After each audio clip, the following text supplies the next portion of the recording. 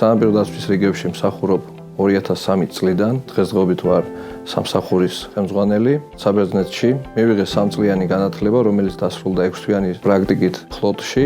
სანაპირო დაცვამ შემომთავაზა განათლების გაგრძელების საშუალება და გერმანიის რესპუბლიკაში გავაგრძელე სწავლის მიღება.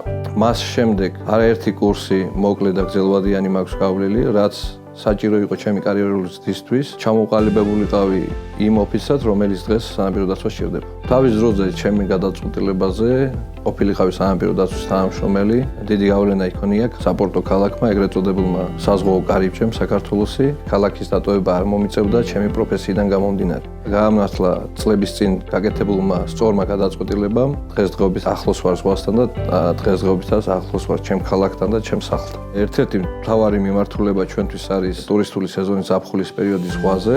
წელს მოგვეცა საშუალება პირველად სატესტო რეჟიმში გამოვცადოთ საჰაერო დრონები, რომლითაც უფრო ეფექტიანს გავხდით ჩვენ სამსახურს. წლების შემდეგ, როდესაც სანაპირო დაცვას დავემშვიდობები და მოგვიწევს საპენსიო ასაკი, შემდეგი თაობისთვის მოსაყოლი მექნება ბევრი შემთხვევა, ბევრი წარმატება, რომელიც ჩემთან და ჩემს კოლეგებთან იყო დაკავშირებული.